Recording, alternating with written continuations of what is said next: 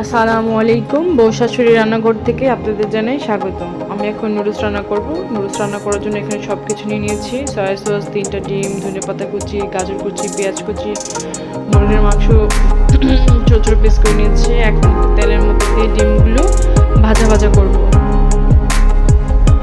তারপরে ভাজা ভাজা হয়ে গেছে, এখন আমি নামিয়ে নেব।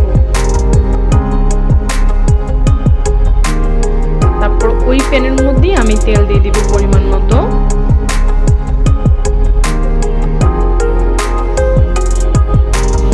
তারপর পেঁয়াজ কুচি দেব,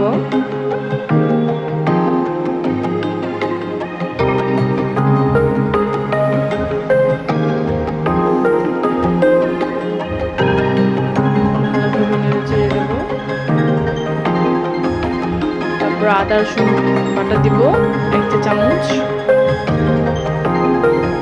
তারপরে মুরগির মাংসগুলো ছোট ছোট টুকরো করে রেখেছিলাম সেগুলো দিয়ে দিব। তারপরে স্বাদ মতো লবণ দিব। তারপর গাজর কুচি দিয়ে দিব।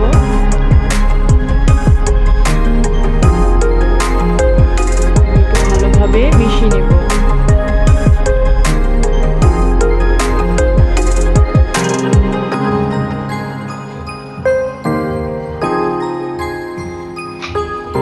তারপরে স্বাদ মতো লবণ দিয়ে ঢাকনা লাগিয়ে দিব। তারপরে 20 মিনিট পরে আমি নাড়াচাড়া দিব, পানি শুকিয়ে যাবে। তারপরে টেস্টি সল্ট যে মশলাটা আছে নুডলসের ওটা দিব, দিয়ে নাড়াচাড়া দেবো। নুডলস দিব, ডিম ঝুড়োগুলো দিয়ে দিব, দিয়ে ভালোভাবে নাড়াচাড়া করবো।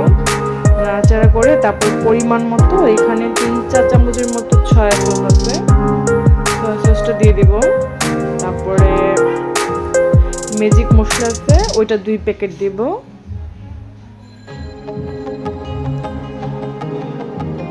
তারপর ধনেপাতা কুচি দিব, কাঁচামরিচ কুচি দিব।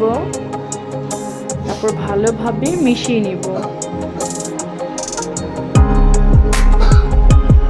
হয়ে গেছে আমার নুডলস রান্না।